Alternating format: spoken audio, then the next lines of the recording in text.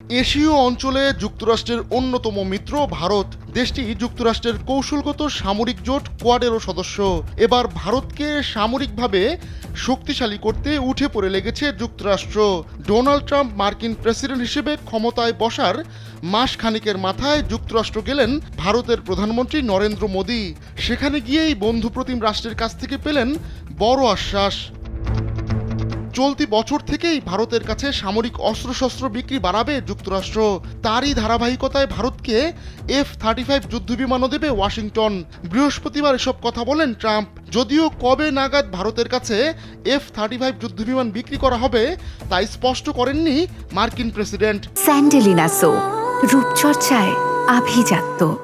আবার দুই দেশের মধ্যে বাণিজ্য ঘাটতি কমিয়ে আনতে যুক্তরাষ্ট্রের কাছ থেকে আরও বেশি তেল ও গ্যাস কিনতে রাজি হয়েছে ভারত। এর আগে বিভিন্ন ইস্যুতে ভারতের উপর উষ্মা প্রকাশ করেছিলেন ট্রাম্প। এমনকি মোদির সঙ্গে বৈঠকের আগেও ভারতের দিকে কামান দাগিয়েছিলেন তিনি। কিন্তু যৌথ সংবাদ সম্মেলনে ট্রাম্পকে দেখা গেল ভিন্ন রূপে। সামরিক অস্ত্র বিক্রি ছাড়াও ওয়াশিংটন ও দিল্লি ইসলামী চরমপন্থার হুমকি মোকাবেলায় কাজ করতে সম্মত হয়েছে। তবে ট্রাম্পের এমন ঘোষণার পর F-35 এর নির্মাতা প্রতিষ্ঠান লকহিড মার্টিন কোনো মন্তব্য করেনি।